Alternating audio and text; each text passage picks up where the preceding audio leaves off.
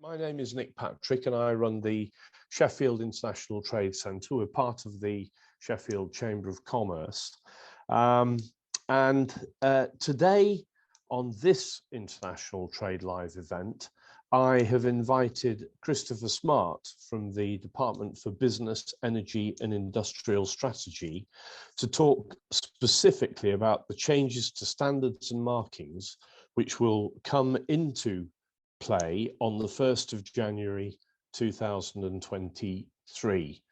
And I believe that all companies in the UK, whether you're involved in international trade or not, should be aware of how these changes might affect the products that they're using in the UK, or they're importing, or they're manufacturing in the UK for home use in the UK. And so I think it's I'm very pleased that Chris has managed to come along today, and I will introduce you all to Chris and hand over to him in a few minutes.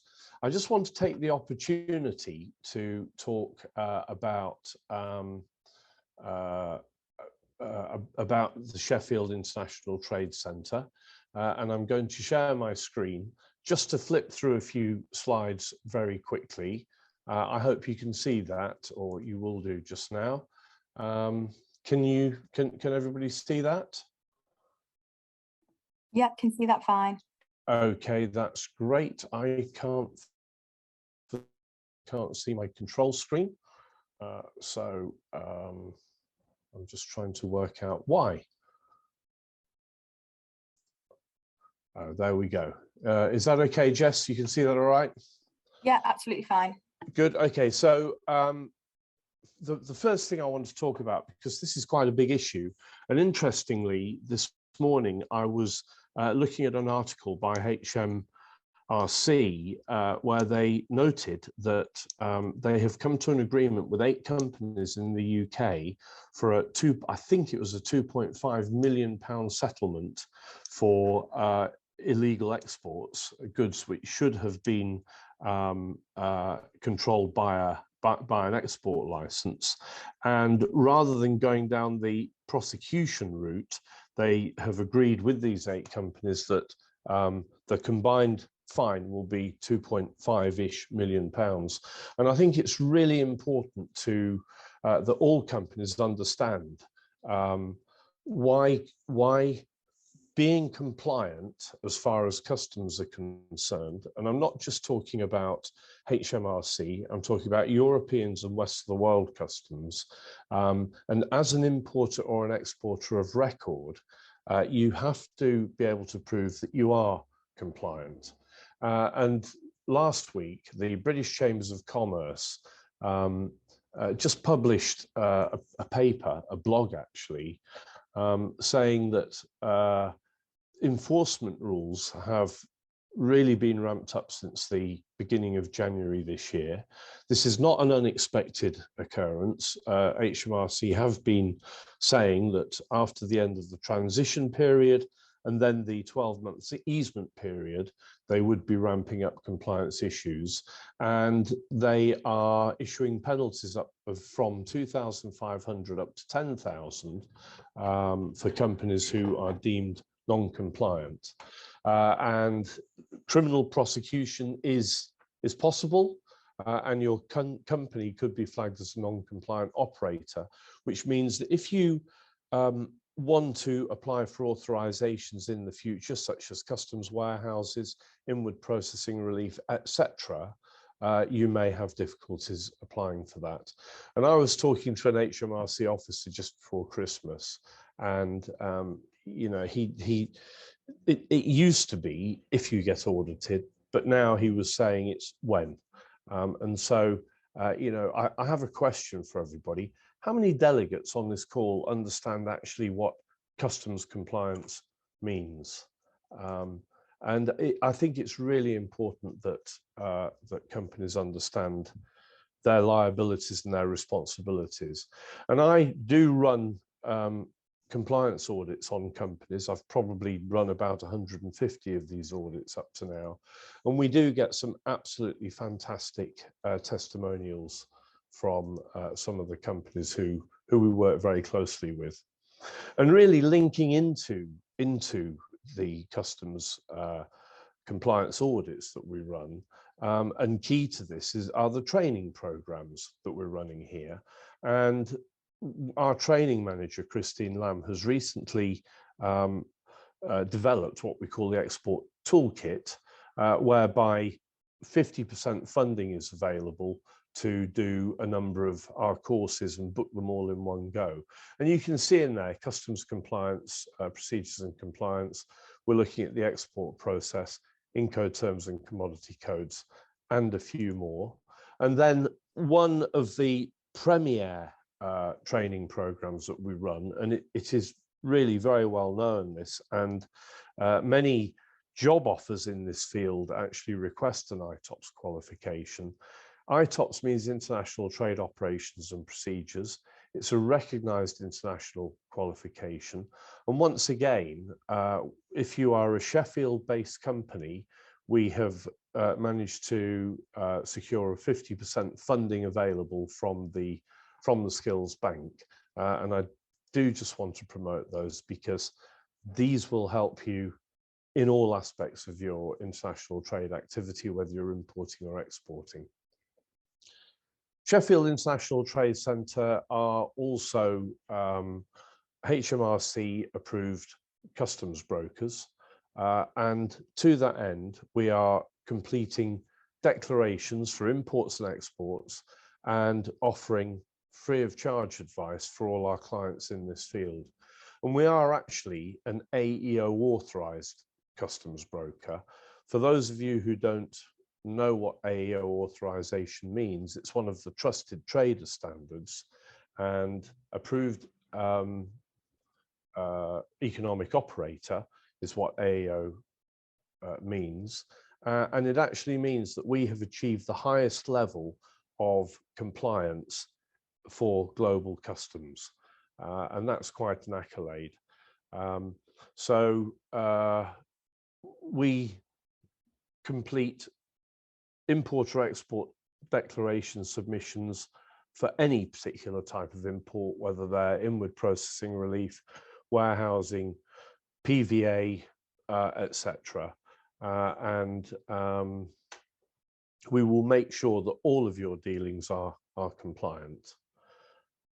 And the remaining slides, which are really just for reference, and everybody will get a copy of these slides at the end, so you can have a look at these for reference.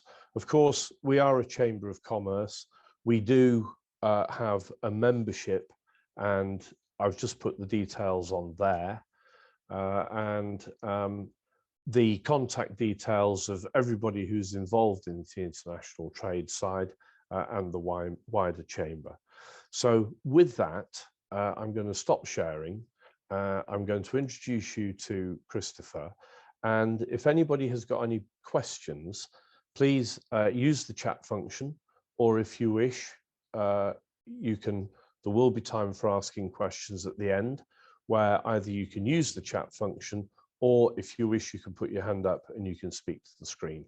So thank you very much, and without any further ado, I'm going to introduce you to Chris Smart from the Department for Business, Energy and Industrial Strategy to talk about UKCA. Over to you, Chris. Thank you very much. Thanks very much, Nick, and great to be with you all.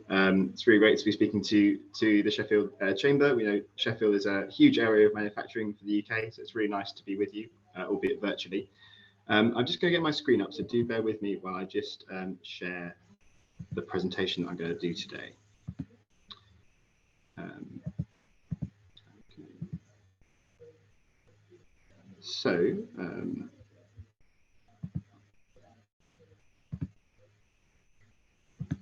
That's great.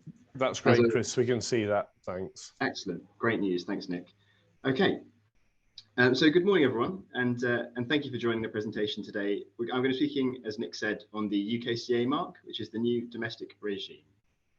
So my colleagues and I are in the team responsible for helping businesses prepare for the introduction of the new UK regulatory regime for goods, or as hopefully you all know it, the UKCA marking.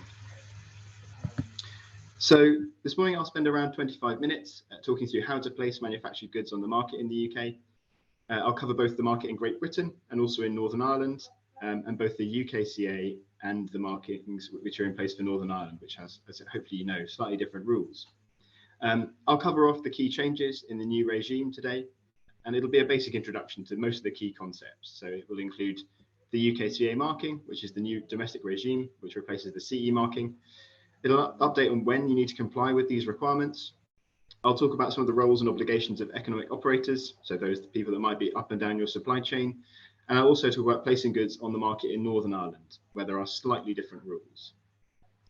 Just to note that we can't cover every situation in the time allowed, and we can't give you advice about individual circumstances. But I'm hoping we'll have some time at the end for Q&A, and obviously I'll also provide some follow-on details. So if you want a written answer to a question, we can provide that in bays as well. Just before I begin, I did have a dropout slightly earlier. So if I do drop out, I do apologise for that. I'm in the office today, so hopefully it won't happen. But I will rejoin quickly, and yeah, apologies if that does happen, but fingers crossed it won't do. So I'm now going to talk about the transition to the UKCA marking and the new timeline for its adoption. So as you can see on the slide, the UKCA marking on the right of the screen is the new marking which replaces the CE marking and the reverse epsilon marking in Great Britain. So that's the area on the map in blue. It comes into force on the 1st of January 2023 as being mandatory, though it's actually already in place. So you can use the UKCA marking now. As I say, it replaces both the CE marking and the reverse epsilon marking. And it's important to note that much of what's in place for the CE marking is mirrored in the new legislation. So if you self-declare for the CE marking currently, you'll self-declare for the UKCA marking for the market in Great Britain. And likewise, if you use third-party conformity assessments, it will be the same route for the UKCA marking in Great Britain. Now, you'll have to have separate documentation in place. So one certificate of conformity for the CE marking and one certificate for the UKCA marking. But often, as I hopefully will be clear as we go through today's presentation, it will be a very similar process and one that's familiar to you. Now, if we look across onto the left of the slide, you'll see the markings for Northern Ireland in the pink area. So Northern Ireland, as I've mentioned, is slightly different. And under the Northern Ireland Protocol, Northern Ireland will continue to follow EU rules for goods placed on the market there, which means that for most products, the CE marking will be the main marking used in Northern Ireland. Though there is an additional marking, the UK&I marking, which I'll explain a little bit more on, which is in place if you test your product via a body based in the UK, and in that case you'd use the CE plus UK&I marking. And then finally, the CE marking is obviously still used for the European Union, and it's important to note that you can use the CE marking and the UKCA marking on the same product. You can dual mark these goods. It's perfectly acceptable to do that. You'll just need your separate certification for each marking. And if you have the CE and the UKCA marking, then it will be able to be placed on the European Union market, the Northern Ireland market, and the market in Great Britain. So I'll come on to this in a lot more detail, but that's hopefully a helpful overview. I've provided these slides to Nick and Jess, and so you will be receiving these as well. And there's some reference points in the rear of the pack as well.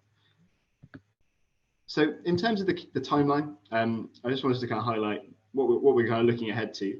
And the most important date to remember from today is the 31st of December 2022 deadline. So after that date, most products, with the exception of medical devices, must have the UKCA marking in place when they're placed on the market in Great Britain.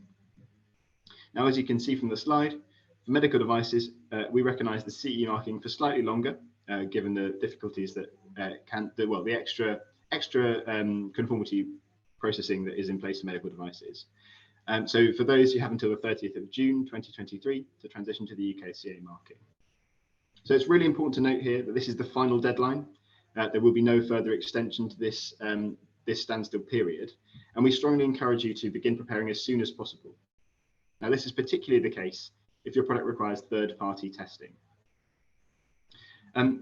Now, we understand this is a big change for businesses, and there's also a very difficult time. There's lots of business headwinds, from supply chain crises to obviously the impact of the pandemic. And so it's really, what we've tried to do is put in place some support and easements to make the process slightly smoother. So you'll notice on the slide that until the 31st of December 2023, you can apply the UKCA marking using a sticky label or onto the accompanying document of the product.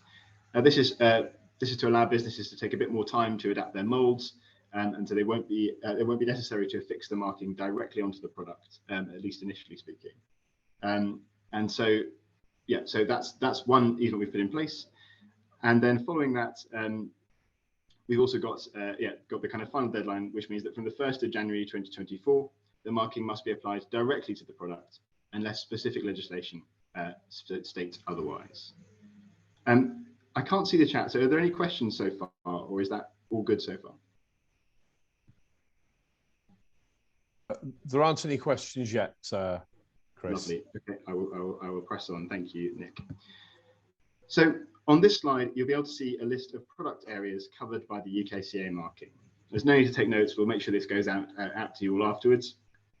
But it includes measuring instruments, radio equipment, eco designs, machinery, gas equipment. You'll notice they're all areas covered by the CE marking, or the reverse epsilon marking as well, which was used for aerosols under EU rules. So the area on the right of that slide, in the blue box, is an area where there are special rules in place for medical devices, rail interoperability, construction products, and civil explosives. So for these areas, there is specific guidance because they're held by different departments in government, and we'll be providing the links to those. Generally, the process is very similar, but it's just important that following today's general presentation, you then go away and look up the specific requirements within for each different product area. So what I mean by this is, for example, for toy products, there's particular allowances which mean that you can place the marking on the packaging, and that's because there's a risk to the user of the toy if the marking is on the product. So just to note that although what I'm talking about today is general guidance, there will be slight tweaks here and there for each different product type. And what we'll be doing later in this session is signposting you to the best place to find the guidance on that.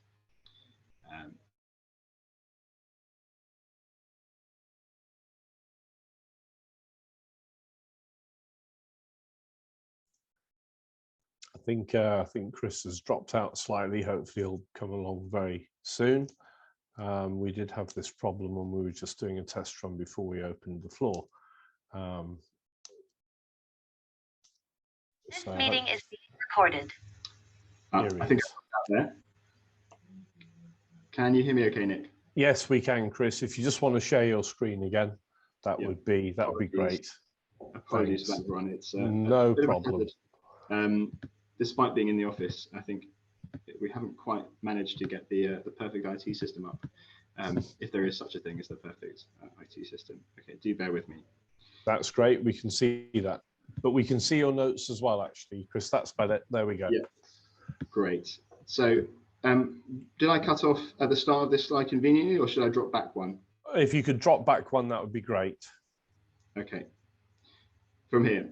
Okay, so I'm now going to speak about how to use the UKCA marking and how to go about placing your products on the market in Great Britain as well. So covering off this slide, hopefully you'll notice that there's a lot of similarities between the UKCA marking process and the CE marking process. So once you've established, you'll need the UKCA marking. So you'll need to check the route for conformity assessment. So this is whether you can self-declare, whether you need to have your product tested. And as I've mentioned already, it's generally the same route as for the CE marking. You'll then have to get your product tested via a conformity assessment body, or follow the procedures for self-declaration. And I will speak a little bit more about conformity assessment bodies and the changes there on the next slide. But to self-declare for the UKCA marking, you'll need to keep documentation, which demonstrates your product conforms with the regulatory requirements as set out in UK law. And this is kept in the form of a technical file or document in the same way as the CE marking process is. You'll then need to apply the UKCA marking to your product. And I think I've already spoken about how that can be via a sticky label or on the accompanying document, at least initially. And then once you follow those appropriate procedures, you can then place the UKCA marking onto the market. But it's important to check you understand this definition of placing goods on the market. And I'll speak again on this in a moment. So, as I mentioned, if you use self-declaration, you'll already know what to do, but some products will require third-party conformity assessment, and this is where legislation requires external testing, not just voluntary testing. So there is not a mutual recognition agreement between the UK and the European Union, as you know, and so as a result, there are some changes to the conformity assessment process. So in the UK, we now call notified bodies approved bodies. So these are notified bodies that are based in the UK. They're now known as approved bodies from the 1st of January 2021. And this has changed what they can do. So an approved body can test for the UKCA marking for the market in Great Britain, but they cannot test for the CE marking for the market in the European Union. Now, they are still notified bodies for the Northern Ireland market, where it continues to follow EU rules, and I'll cover more on that later. So just like the EU process, we've developed our own database known as the Uk Mcab Database, which I'll be providing a link to, which has a full list of approved bodies. So all the bodies which were previously notified bodies based in the United Kingdom. It's got a full list there which you can use. And you'll need to make sure you have separate certificates, therefore, for the market in Great Britain and for the market in the European Union. One from an approved body for Great Britain and one for a notified body for the EU. Now, we encourage manufacturers to speak to their conformity assessment bodies as soon as possible, if they haven't already, to understand what their options are to arrange conformity assessment for the UK and EU markets. So some bodies might have subsidiaries in both markets and be able to issue both certificates. Others may be able to share documentation or testing results to speed up that process. So under the withdrawal agreement, to make this slightly easier for businesses, there's an allowance that if a manufacturer requests, a conformity assessment body which is located in either market will share information about conformity assessment for that product with the other. And so this is intended to facilitate the issuing of certification, making it a little bit smoother for businesses. It's worth noting here that these changes are only applicable for products that need third-party conformity assessment. And so if your product doesn't need that assessment, then you won't need to worry about whether you're using a body or not. For marking, you can obviously self-declare. So I'm going to move on to documentation. And this hopefully is, again, very similar to the processes you will be familiar with. So you'll notice here that you'll need to keep documentation for the UKCA marking. And this is to show your product conforms with regulatory requirements. And this could be requested at any time by market surveillance authorities. Now, the information you'll need to keep will depend on which legislation applies to your product and also which economic operator you are, but we'll speak a little bit on this shortly. But to summarize, you'll need to keep general records in a technical file covering information such as how the product is designed and manufactured, how it proves to conform to the relevant requirements, and then the address of the manufacturer and any storage facilities. And so this essential declaration of conformity for the UK market will declare the product conforms to the right requirements. And it's very similar, as you'll be aware, to what's required for the CE marking. Now, we strongly recommend you have separate certificates for both markets well in advance. And just to stress that you will need separate certificates, even though they'll be very similar. Probably the information you put on both of them will be almost identical. You will need separate certificates because they are two separate markets. And as a result, one certificate won't do. So that just covers that off. Okay, I'm now going to talk about this concept of placing on the market. And this is really important in the legislation because it relates to what happens to existing stock, which I know is a concern for businesses. So now, placing a good on the market refers to when an individual manufactured good is first made available for distribution, consumption or use on the market in Great Britain in the course of commercial activity. So to stress there, it refers to each individual good, not a type of good.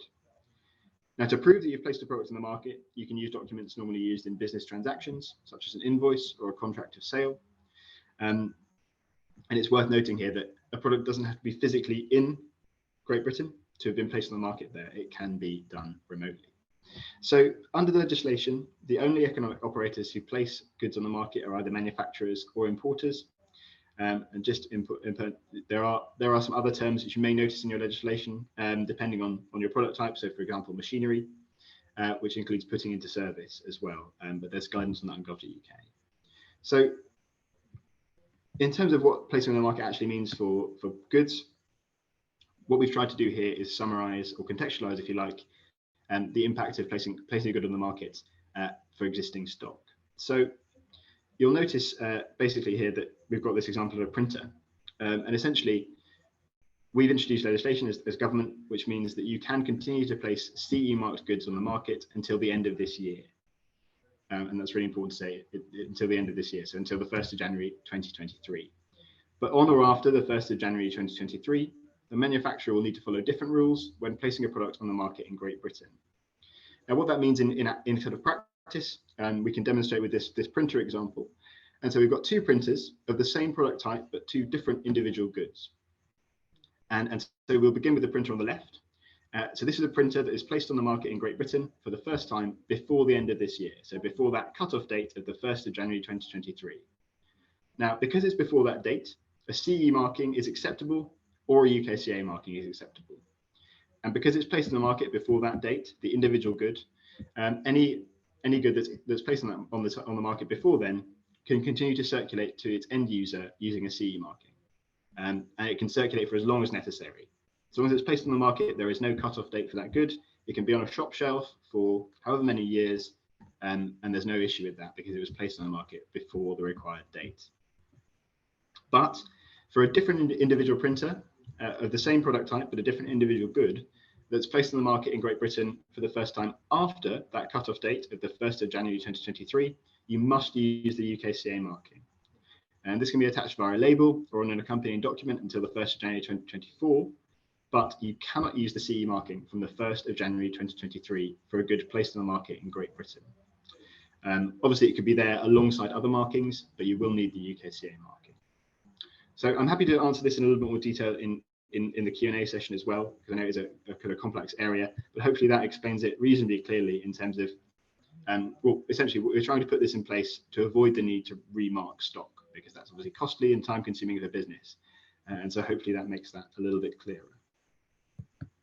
So I'm going to now talk a little bit about economic operators and their roles and responsibilities. And so this slide summarizes those key economic operators as defined in the legislation. And again, it's similar to the EU CE marking system. So the manufacturer is someone who manufactures a product or has a product designed and manufactured and markets that product under its name or trademark. So worth noting that if you produce products for a company which then own brands them, the actual company that does that own branding becomes the manufacturer under the legislation. So they'll need to be aware of their obligations as a result. Now, you're an importer if you're the first person to place goods on the market from an external market. And it's important to note this definition varies slightly from the customs definition of an importer. So do just make sure you get the correct definition, which is listed on all our gov.uk pages that I will provide. A distributor is a person other than the manufacturer or importer who makes goods available on the market. And lastly, an authorized representative is a person or business appointed by the manufacturer to take specific tasks on their behalf. So this might include holding the declaration of conformity to provide to market surveillance if it's asked of them. So the reason I kind of bring up these kind of key points is that because of the UK's departure from the European Union, there are some changes to economic operators and their responsibilities. So previously, where a company would have, say, moved goods from Germany to Great Britain, when we were in the European Union, that they would have just been a simple distributor. Those goods would never have left the single market, and so it would just be a movement of goods within a market from one user to another. But as a result of the EU exit, there are now two markets, and so if a good is moved from Germany, for example, to the UK, to Great Britain, then that distributor has become an importer, and the same would obviously be true in reverse. And compared to distributors, importers have additional duties and to ensure products are compliant. So they must have their address on the product, and there's a number of other points that they'll need to comply with. The other change to be aware of is that authorised representatives must be based in Great Britain or Northern Ireland for the market in Great Britain. So an authorised representative based in Great Britain won't be recognised in the European Union, though one based in Northern Ireland would be. So going on to those responsibilities for importers, these include showing their name and address on the products or documents, keeping a copy of the Declaration of Conformity, and responding to requests from market surveillance authorities. So we have put in some easement measures, some transitional support measures here too. and you should check the guidance online. But for most product sectors coming from the EEA or Switzerland, the importer's address can be placed in the accompanying documents until the end of this year. And that's to make sure businesses have time to process these changes. So, unless there's any questions at this point in the chat, which I'll take as a no. Chris, no, there aren't at the moment, but I've actually got a question.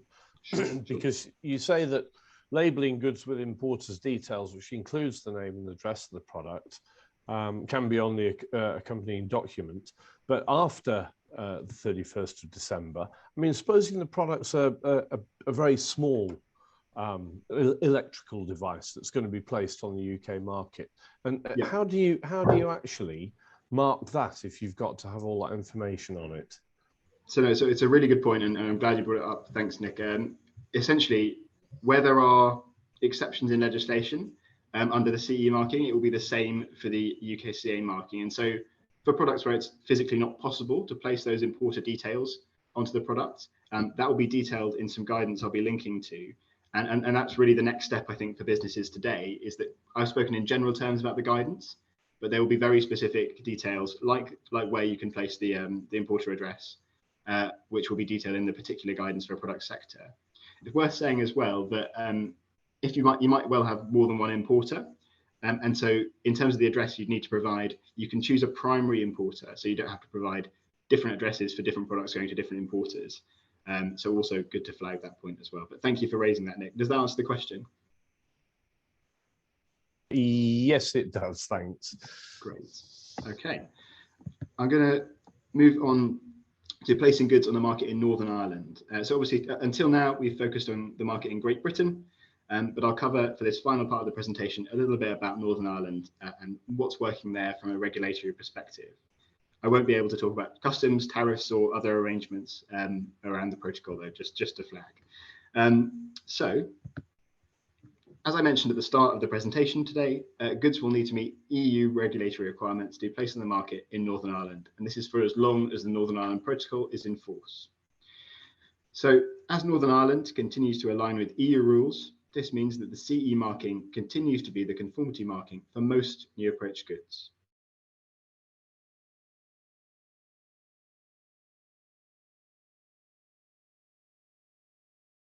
Oh, I think we've lost Chris again. If we just a little bit patient, I'm sure he'll be back.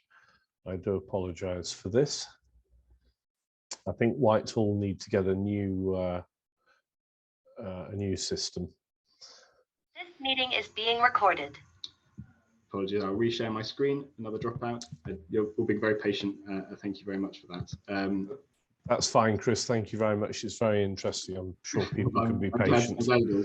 I'm sorry, it's arriving in bite-sized chunks, but that's obviously, unfortunately, a working from home. Well, not even working from home, just hybrid working problem. I'm sorry, I couldn't be with you in person. Is the slide up there for you? Yes, it is. Yeah. Great. Okay. So I will drop back to I think where I cut off was around where products have had mandatory conformity assessment by a UK-based body. So these can't be placed on the market in the 27 EU member states, and so to be sold in Northern Ireland, they'll need a CE UK&I marking. So this UK&I marking, which you can see in the top right of the marking of the slide, excuse me, is a new additional conformity marking for products placed on the market in Northern Ireland. So you'll never apply the UK&I marking on its own. It will always be accompanied by the CE marking. And it's only for goods which have undergone mandatory third-party testing by a body based anywhere in the UK. So it's unlikely that this will be used by many businesses, but it is there for the specific reason that a UK-based business in Northern Ireland may wish to use the marking, and it's important to give them that option. Now, for most businesses, because the CE marking also applies, it's likely that they'll just use the CE marking, and then that will be applicable for Northern Ireland and the European Union, and then they'd use the UKCA marking for Great Britain. But it's important to note this provision is there under the protocol to make sure that is an option available to businesses. So goods bearing the UKCA marking alone are not valid for Northern Ireland, but obviously the UKCA marking can appear alongside the correct markings for Northern Ireland, such as the CE marking or the CE plus UK&I marking. So in terms of placing qualifying goods on the Northern Ireland market, the rules we've just covered speak about placing goods on the market in Northern Ireland. And because the Northern Ireland is still part of the United Kingdom, it's really important to note there is a separate regime for goods from Northern Ireland, so goods which originate in Northern Ireland, being placed on the market in the rest of the United Kingdom, and this will apply whatever the difference in rules between Great Britain and the European Union. So these are known as qualifying Northern Ireland goods. And this means that qualifying Northern Ireland goods marked with CE or CE plus UKNI marking can be placed on the market in Great Britain under the government's commitment to Northern Ireland's unfettered access to the rest of the UK. And this is even where it would not normally be allowed. It's a central feature of the Northern Ireland Protocol, which means that trade from Great Britain to Northern Ireland would not be subject to tariffs and protects Northern Ireland's place in the United Kingdom customs territory. Now, the definition of a qualifying Northern Ireland good is any good which is in Northern Ireland and not under customs control and is not taking advantage of certain special customs procedures. There's guidance on gov.uk to establish whether you qualify for this, but it only applies to Northern Ireland. So businesses in the Republic of Ireland, for example, would need to follow normal processes for exporting goods. Now, to prevent any traders seeking to abuse this system, unfettered access is accompanied in law by strong anti-avoidance provisions, which enable action to be taken when a business might look to reroute their goods via Northern Ireland to avoid the usual formalities. So I think probably not something many businesses today will be concerned with, but just important to flag. And then finally, on Northern Ireland, and I won't go through this in detail, but the slide will be shared. There are obviously differences in the same way that there are differences for Great Britain and the European Union. There are different responsibilities in Northern Ireland, in the Northern Ireland supply chain. So a distributor might become an importer, depending on the circumstances of that good. So just to be aware, there are changes as well if you're based in Northern Ireland or work in Northern Ireland to be aware of. So that brings me almost to a close before we go to the Q&A session. But I will just speak a little bit more about those specific regulations that I've kept mentioning. And I think it is a really important next step, is finding and understanding the regulations for your product type. So the QR code on screen, and I'll also be sharing the link as well, will lead you to something called the A to Z of industry guidance on gov.uk. And this is an area where you can find all the information on regulations for each product type for both Great Britain and Northern Ireland. And this will include, for example, whether you're able to self-declare a good or not, or how to display the new markings and any specific requirements which are particular to your product. For example, if it's too small for a marking, where do you place it, and so forth. So it's really important to check these, and I can't stress that enough in terms of the next steps. So yeah, do take a look at the A to Z of industry guidance there. Now, finally, I'm going to go to kind of the next steps. We really do encourage you to make sure you're taking action as soon as possible to be ready. Although this is the end of this year, particularly if you're using third-party conformity assessment, it might actually be a bit of a run-in time. And so taking action now will prevent further problems down the line. And we'd really encourage you to make other people in your supply chain aware of this as well. For example, if you're using components that need the marking, you'll need to make your suppliers aware of these rules. So do share as widely as possible up and down your supply chain and across your network. It's really important to make sure that everyone is prepared and adopts this as smoothly as possible on the 1st of January 2023 or before, of course. In terms of more help, now this slide will be shared, but if you have got specific questions, and I say we can't really answer too specifically on your product type, but we can certainly clarify the policy in writing. You can write to us or email us rather on that address. And I have also shared a case study here, and then some general links, which will take you to general guidance and sector-specific guidance as well, which will go out with the pack. So I'm going to stop sharing my screen now, and hopefully we've got time for some Q&A. But Nick, is there anything you'd like to say at the end of that? Yes, Chris, well, first of all, that was very interesting. Thank you very much. And the chat box is empty at the moment. So either you have been extremely efficient in your explanations and nobody's got any questions, or they're all feeling a little bit shy today. But I do actually have one question that's popped up in the chat box, and it's from Elaine. I have a question about the conformities. So Elaine, would you like to turn on your mic and speak, or would you prefer to put it in the chat? There you are. No, hi, I can speak. I work for a pesticide company, and we make some aerosols like fly spray, that sort of stuff. And the aerosols are filled by an aerosol company and then branded as our product. But we also sell that same formulation to a couple of our customers. So sometimes the cans will come in as Pelgar, sometimes they'll come in as 1E and V. So under the conformities, our conformity wouldn't cover 1E and Vs. They'd have to get their own. And we apply for it within hours? So just to be clear, 1ENV is the other company you're working with, or is that a chemical? 1ENV is our customer, so they buy all our products and put their own branding on it. So anything we make, it's the same as ours, but it says manufactured by us, distributed by them, and it has all their branding on. So it sounds to me, and obviously not being an expert in the kind of chemicals spray space, take it with a pinch of salt in the sense that there may be differences. It sounds to me like they would be the manufacturer because they're own branding the product, and so they will need to be aware of what they need to do as the manufacturer. But it might well be the case that as you're actually kind of manufacturing, you have to kind of send on the information and support them a little bit in that process. Yeah, hold their hand. They'd be the manufacturer. The only thing I'd just check is in terms of aerosols and production, because it's not an area which I specialize in, is whether the aerosol without the product is what needs to be conformity marked, or whether the aerosol including the product needs to be conformity marked. And that's something just to be aware of. I haven't got the answer for that, but again, if you want to write to us by that address, I can potentially find out a bit more on that and get back to you. But hopefully that answers a little bit. No, that's good. That does help. So it looks like need to kind of maybe have a chat with our aerosol filling company, and talk to them before doing any applications, and then we can explain to our customers further down the line that buy from us. Yeah, I think that's the case. I'm just making everyone aware. So obviously, for it's UKCA replaces the reverse epsilon in Great Britain, but obviously the reverse epsilon is still in place in the EU and Northern Ireland. So just okay, brilliant. Thank you. I can see Henry, you've got a question, but before I do that, I've actually got a direct message in the chat to me from Teresa, which asks, can both the CE and the UKCA marking be on the label for Northern Ireland? And yeah, happy to say yes, it can.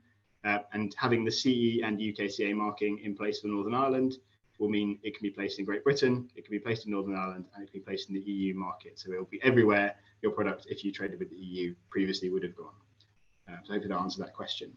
Henry, do you want to ask a question? Yeah, just to clarify this discussion about placing on the market. If we tend to manufacture for order, so if we supply the same equipment to an existing customer now compared with before the rules changed, before it would have been CE marked, does that imply it's on the market, therefore we can continue to CE market, or does it, because we're manufacturing it now, does it have to be UKCA marked? So generally it has to be a completed product when it's placed on the market. You can't say place on the market something that isn't in the process or finished of manufacturing. And there's specific guidance on this, which I will kind of link you to on the page called, I'm going to put it in the chat now, placing goods on the market in Great Britain. And there's a heading called Further Guidance, which downloads a PDF, which gives you loads of examples, particularly on placing on the market. And it also talks about prototypes, the hiring of goods and the leasing of goods as well, and how all this works. And I say it because it has case studies, which hopefully are particularly helpful. So it's there in the chat now. But in terms of placing on the market, the good has to generally be at least completed when it's placed on the market. Even if it's not in the UK, it has to be then made available. And so it can be outside of the UK when placed on the market, that's fine, but it generally has to be completed at that point. Right, okay. If you don't mind, I've got another question. You've not talked about any distinction between certificates of incorporation and certificates of conformity. We mostly make equipment that's incorporated in other companies' setups, other people's machines, and they're not freestanding, and they won't function on their own. Okay. Firstly, is there any change in that distinction for UKCA, and can we continue, with a certificate of incorporation for the UKCA? Is that still the same distinction? So on components, so we are actually issuing further guidance on components and spares to address this really clearly for businesses this spring. So it's forthcoming, because we know spare parts particularly is an area where businesses want to know and have a bit more clarity. But in terms of components, generally, as a rule of thumb, if the product is able to be sold as a component in and of itself, as its own product, it will need the UKCA marking. If it isn't, then there may be differences and you'd have to go into the specific legislation. So the example I tend to use is, say, for a car, obviously the car as a whole will need a UKCA marking, but say a component part which it could be a product in itself, so say a car radio, and which you could sell as an individual good, would also need the UKCA marking, but a part which you couldn't sell as an individual good wouldn't necessarily need the marking. So without knowing the detail of your work and your product, I can't answer specifically. But again, that guidance I link you to on the further guidance has some points about components as well. And we will be issuing more guidance on that point, but it will depend on the legislation. So you have to go to that specific A to Z guidance and look into it. But again, you've got our email address. So if you do need to get something in writing, then I would encourage you to write to us with a little bit more detail as well. Okay, thank you very much. No problem. Do we have any more questions there? Because I do have a couple, if I may. And you have answered these, but just for practical purposes, Chris, if I was the owner of a hair salon and I bought a bunch of hair dryers, for example, from South Korea, that were manufactured in South Korea through a UK distributor who's done the import, the emphasis is on that UK distributor to place those on the UK market and get it standardized for UKCA. Yeah, that's correct. If I'm buying the hair dryers directly from South Korea, is there a facility in that country where the UKCA marking could be assessed and marked in South Korea before I bought them? Oh dear, Chris has gone off again. We'll wait for him to come back on. I'm not sure why I would want a hairdryer, but you never know. I think Chris is back on again. Yeah, back again. Did you hear all of that? I got up to the point of is there a facility? I'm guessing you're going to ask, is there a facility in South Korea that could assess for the product? Yeah. So before I spent money and imported them, could I request that the manufacturer in South Korea had them standardized to UKCA, so that I knew that when they arrived here, they would pass the mark, or they have already passed the mark? Are these facilities around the world? So it's a really good question. And in terms of, I'm going to cover off the whole example. So you're absolutely right that the salon, the consumer, they don't have a legal obligation in this process. They're the end user. It's up to others in the supply chain to make sure that the product they buy is safe. And the people who would, if that wasn't the case, and if they did buy a product that was incorrectly marked, it wouldn't be them who would be prosecuted in any kind of process. So just to flag, the end user is not kind of at the end of the legislative part of this. In terms of the product and it being conformity assessed, so there are a number of ways that, say, a body in South Korea, for example, could assess for the product. So they can either, it might be through a mutual recognition agreement, which say if there is an MRA with the UK, then a body based in the market there would be able to essentially assess for the UKCA marking. So it's something that we look at with mutual recognition agreements. But if that wasn't the case, then a body in South Korea could essentially subcontract through a UK approved body. And so they could, for example, have an agreement, which would be a private commercial agreement with a UK approved body, which would mean they do the test, they then send the results over to the body in the UK. The body could say, yeah, that's fine with us. and it can be marked through a body in South Korea. So there are a number of routes you can take there. So those are generally down to private commercial agreements, and it might be the case that as a manufacturer, you might prefer to send it directly to a UK approved body rather than go through that route. But yes, there are ways that you can get that product assessed, and generally it is down to the manufacturer to have that product assessed, and it's up to them to do that. And so the importer's responsibility is to make sure the product they bring in is correct and it conforms to the right marking. And so it is down to the manufacturer to do that. But the importer, being based in the UK, can act as a useful kind of representative of the manufacturer and speak to the right bodies and things to do that. So hopefully that clarifies. That has clarified that. So you mentioned that there are conformity assessment bodies. Would I and you've given us the link, which is very helpful. And by the way, that code you put on the screen earlier on, I did scan it with my phone, and that's a very helpful website for anybody who's listening. But the conformity assessment bodies, would I be right in thinking that these could be the likes of Catechna, SGS, Bureau Veritas? Will they be doing these assessments? So I can't speak about individual bodies, and I can't obviously from a government position recommend any, but generally large bodies which have subsidiaries in both markets will be able to do both assessments. Now, the link I've just shared in the chat now is the Uk Mcab Database. That's a searchable database, just like the Nando database, for any approved body. So that will hopefully, you'll be able to check whether bodies you already work with are on that database. And if they're not, you can potentially get in touch with your body and say, are you thinking of doing this as well?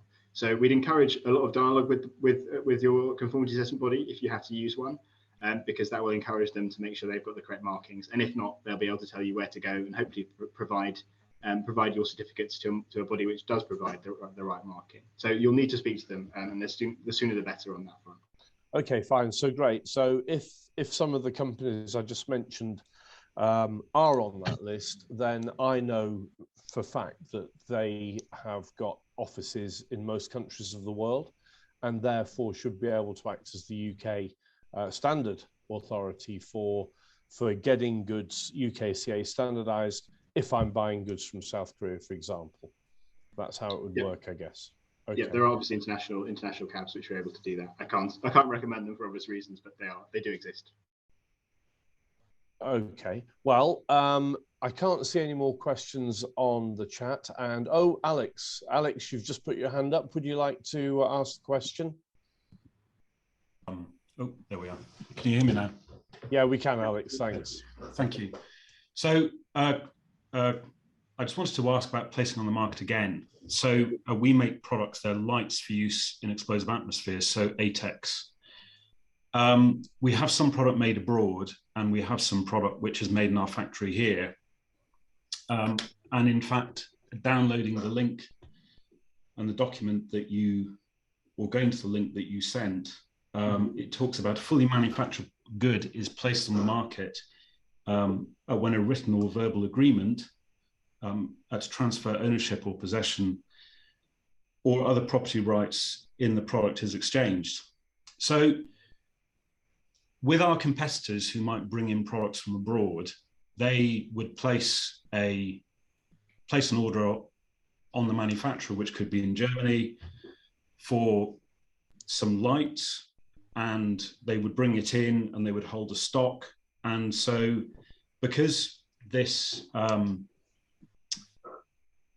agreement, this written agreement, this payment has taken place, then and there has been an ownership transfer, then they can have goods which were bought before the 1st of January 2023, and they can sit on their shelf for a long time, and they can carry on selling those products which are ATEX certified and CE marked.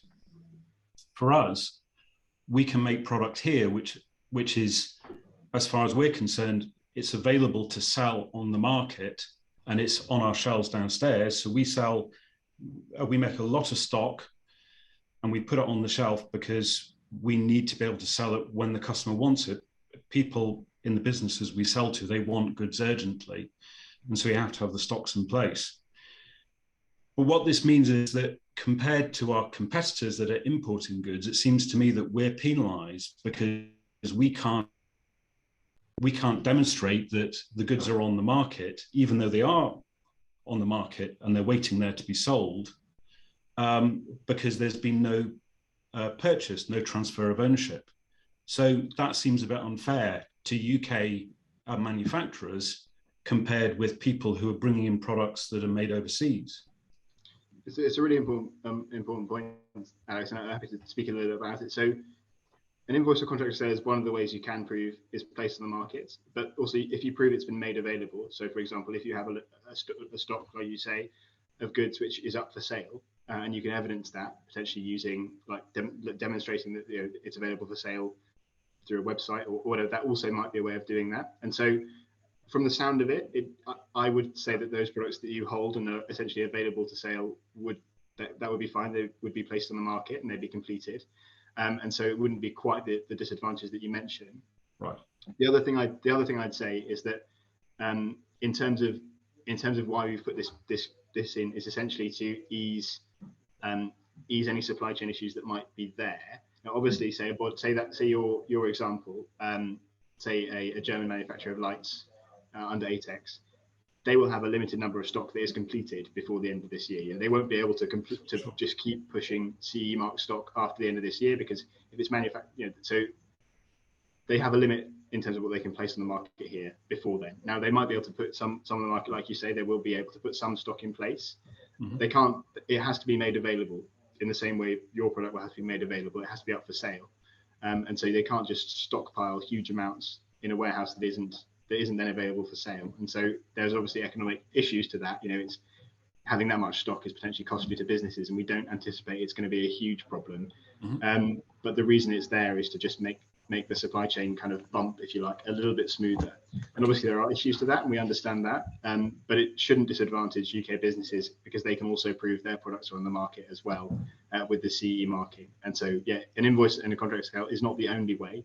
And if you can demonstrate otherwise, then that should be fine.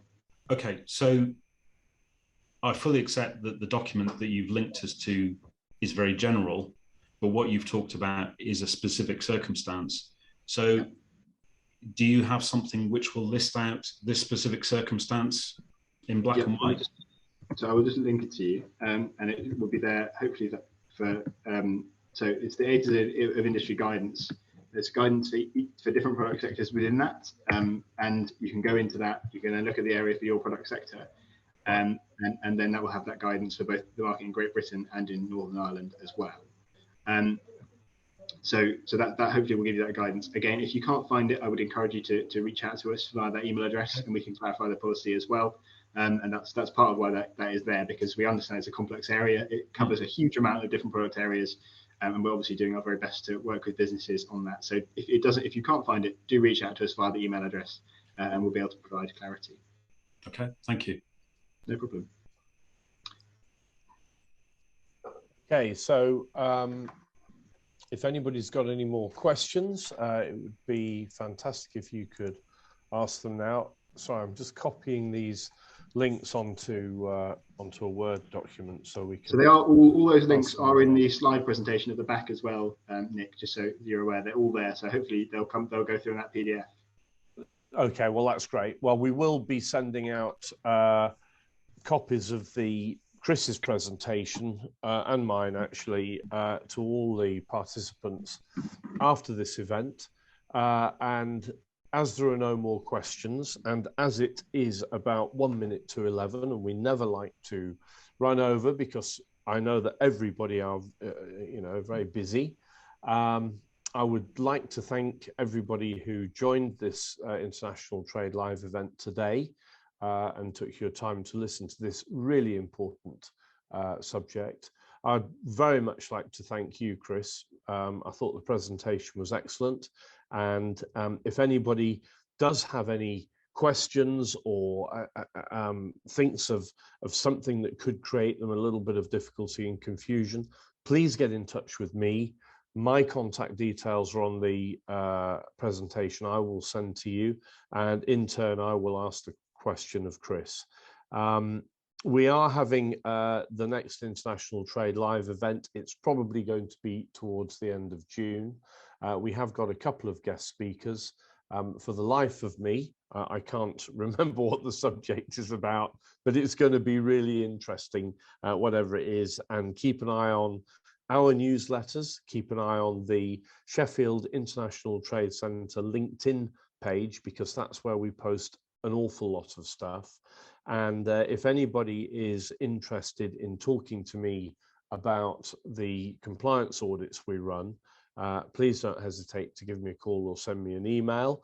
I might send out a questionnaire to the delegates, just so that you can fill that in yourself and see how compliant you are. You don't need to send it back. It's just for your own self-assessment. In the meantime, thank you everybody for attending. Thank you very much, Chris. We can all get on with the rest of our day now, and I will bid you all farewell. Thank you. Thanks very much. Bye-bye. Bye-bye. Thank you.